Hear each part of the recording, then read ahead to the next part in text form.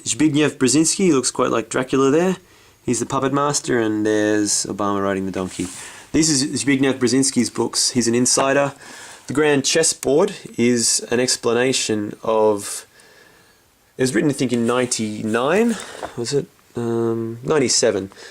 Basically how he says, geostrategically we need to control Central Asia and the oil, and basically as a tactical position to you know, push forth their hegemony of the Western Empire and control the region. Basically stop the Russians from getting too powerful with the Caspian Sea, and stop control the price of oil, control get a foothold into the Middle East. He basically spells out what his plan is. And then we had 9/11, and then we had the invasion of Afghanistan, then invasion of Iraq.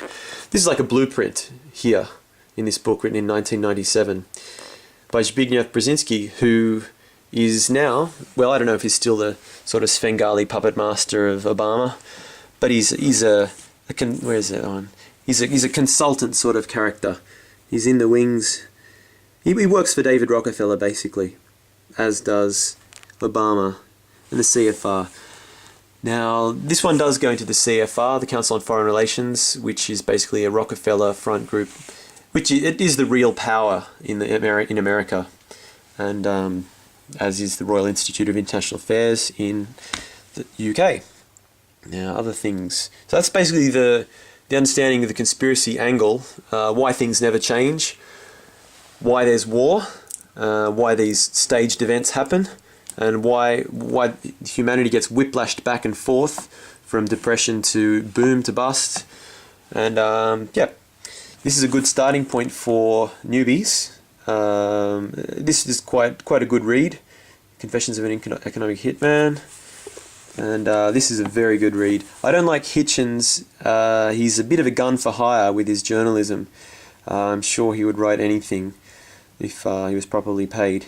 But this book, I don't like that macabre, evil little character, Henry Kissinger. Yeah, I enjoyed reading that because Kissinger deserves to be tried for war crimes. Haven't read this one yet.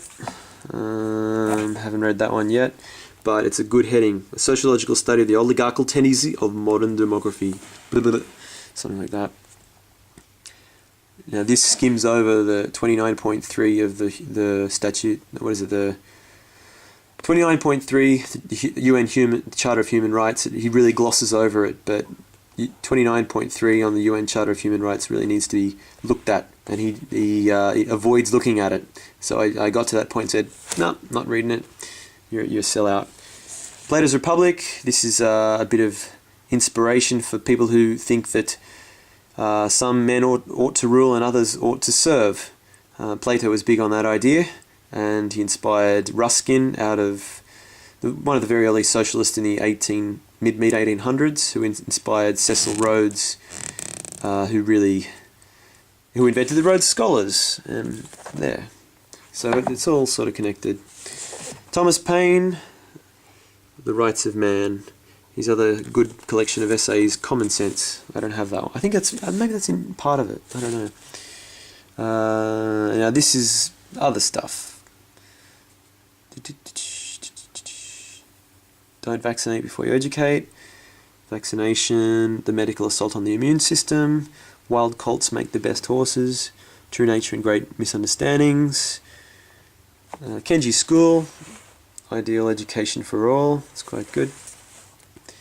Thought Vibrations, found at a garage sale. Punk Science is very good. Most people think that dogma only exists in religion, but modern science is very dogmatic, and if you start questioning laws, or if you have a proof, if you do an experiment which proves the current understanding of science wrong, then you'll be ousted and you'll be ostracized in the desert with your shards of pottery. Yep. So, haven't read it. PK Man's a bit trippy. Haven't. Aldous Huxley and the Bhagavad Gita. Health Revolution, don't know. This is good.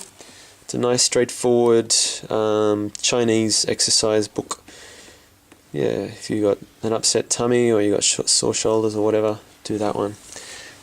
Yes, and all my Little Britain, hilarious, very, very funny. Pushing the boundaries, as they do.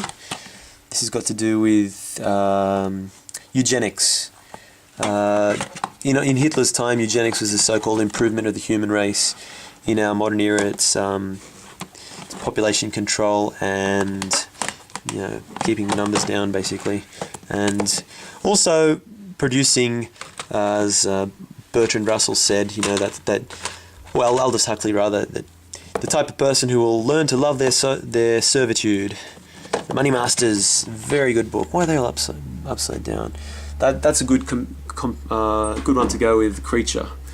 Money Masters with Creature. Let's chuck them together. Perfect combo. Network. Upside down everything. Fabled Enemies. Everything's upside down. How did that happen? Codex Alimentarius. Truth Rising.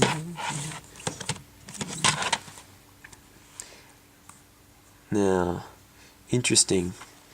I'm not a creationist. No. Nor am I an evolutionist, because I think the concept of survival of the fittest, it works very well for the people who control things. They consider themselves the fittest, and if you find the original title of The Origin of the Species, find that, it says a bit. This is a great book, rather movie. Freedom to Fascism, by Aaron Russo.